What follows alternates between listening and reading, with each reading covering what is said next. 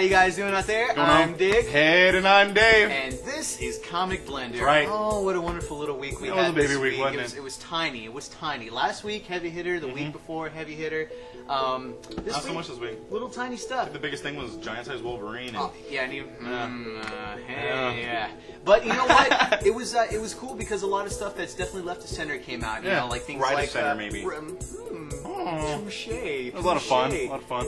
But you know what? We're going to go ahead and tell you what was good because there was good stuff. And as always, we're going to tell you what was bad because there was always bad stuff that's coming out. And actually this week, it was just a little tricky to come up with some bad stuff. But, you know, because there was only so many books. But anyways, let's go ahead and get the show on the road. I know Dave's anxious to give out his first pick here because he's a big game fan and whatever. So here we go. Dave, what's your first? All right, Street Fighter Legends Sakura #2 came out. This one was awesome. If you loved any of the Capcom fighters, this is something you need to pick up. You'll love it. It's awesome. Beautiful art. Pencils and inks were done by the same guy. Omar Dogan is a new favorite of mine just because of this title. He just has such characteristics with his characters. Yeah. Beautiful. Also, busty and full. Nice and voluptuous. Story and script were covered by a fella named Ken Suchang. I don't know if I said that right either. That's Mixing it up. Anyways, this one starts off with Dan in a little humorous situation with him trying to get back under his wing of the sensei he was fighting under, or training with, rather. Then the spar comes up between him, Ken, and Ryu. Actually, Ken and Ryu kind of double team on him and drill him home. Believe it! Believe it! Also, this comic's main focus is a feature fight between the giant Zangief and Street Fighter Alpha 3's Rainbow Mika. Wow. She's a nice one of those full-figure chicks I like to look at in these things. Amen, brother. Amen. Mika takes the Showcase Sakura under her wing as her tag team partner in the fight against Zangief, and they just romper stomp him. In the middle of the fight, Zangief accidentally lays a heavy hand across Mika's voluptuous boo-hind there, and it takes a humorous turn into the rest of the comic book. As a result of this, you see a cool half-page panel of Mika's Rainbow Hip Rush. It's a combo move directly from the video game, and it's pretty sweet. Yes. Nice shot of the action. Right on. Action. Not to mention all the sweet cameos you get to check out from games like, the other Capcom games. You get to see Edge and Natsu from Rival Schools, for instance, hanging out in the background and stuff like that. So cool. It's a lot of fun. Pick it up. It's always great art. And if that's the only reason why you pick it up, that's a good enough reason. So, right on. What do you got going on? I got a Doctor Strange: The Oath #1. Yeah. Like I said before, it was a bit of a small week, so I really had to pick and choose what I was getting here. I really enjoyed it because my man Brian K. Vaughan, who just did the whole Baghdad trade and everything, obviously does Runaways and Why the Last Man. I mean, I love Brian K. Vaughan, so the second I see his name up on that bill, on the bill, I pick it up. Already, the art's great. It's a nice throwback. The pencils are very clean. The inks are very clean. The art's not messy at all, and your eye's not distracted anywhere else but where you need to look. Right on. So that's pretty cool. We get an appearance from the Night Nurse. Yes, the Night Nurse, the woman from the 70s, character from the 70s, and the same character. First pop up in like a Daredevil comic? Yeah, actually, Michael Bennett's revamped her in Daredevil or whatever. That's with Alex Mayleaf or whatever his name is. What's really cool, we get some Wong action. I'm telling you right now, Wong sidekicks some dudes in the brisket. You know what I'm saying? Man, if I had a manservant, it'd be Wong, dude. Hands down, this guy's rocking. So you get to see Wong just throw it down, and it's always cool seeing that. Here in the comic, Strange, walks in, he's got like this bullet wound, and Wong's just like, I need help, please, oh God, my lover, he's dying. And there's like, lover? No, he doesn't say lover. But it's good, and it starts off already with really cool. Iron Fist is in like this little waiting room. Iron Fist is in this waiting room with Rania, and they're both all hurt, and like Iron Fist pulled a hamstring, and Rania got like a mace to the face and stuff. The really cool thing about this comic is that not only is it fun and entertaining, but there's a couple cool, really serious twists to it. Something happens with Wong that's pretty interesting.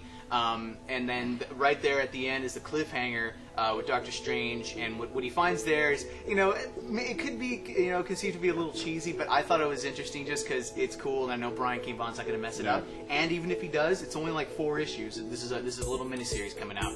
So I think you guys should go pick it up.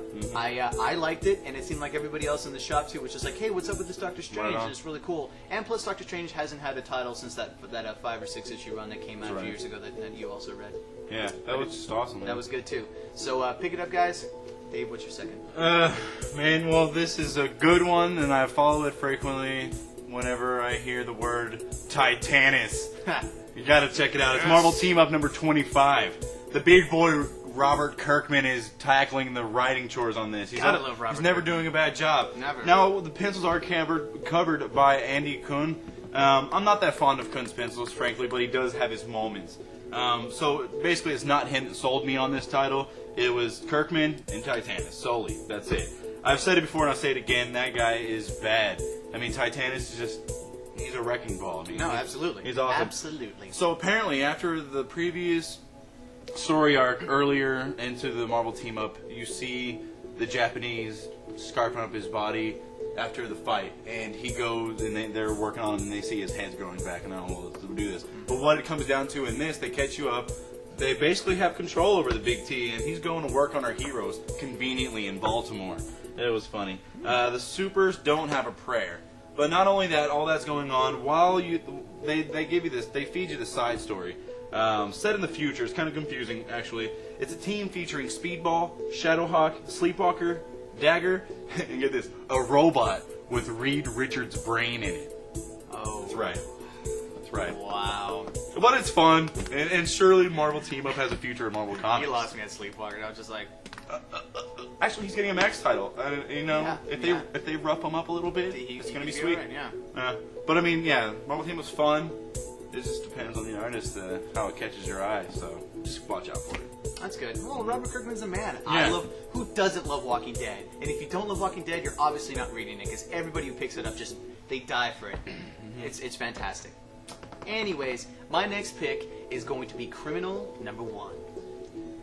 Awesome, awesome, awesome.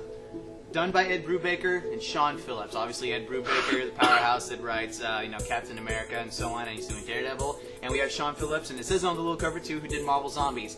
Now, I know what you're thinking. All right, I didn't like the art in Marvel Zombies. I totally understand. But in this book, he cleans up his style a little bit, so you get to appreciate it a little more. It's not dark, not as sloppy, and the inks are definitely lightened up a bit. Obviously, probably a different inker. I didn't even really pay attention to it. But anyways, the art is better.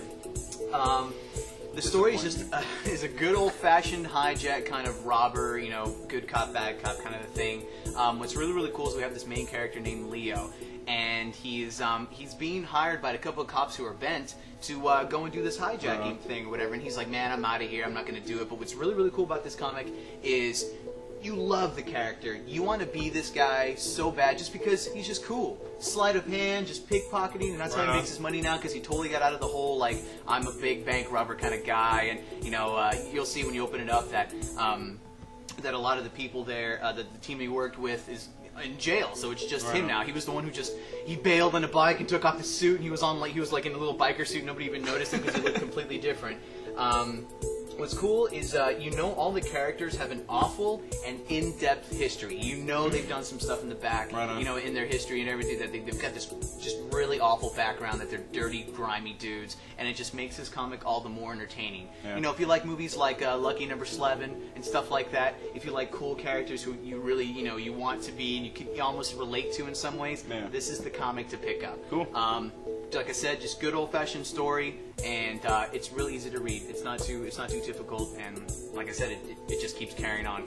So I enjoyed it very, very much, and I think you will too. Awesome. And David, I think you will too. Anyways, let's look at this cover of the week. Dave and I, we really like this one, and you will see why.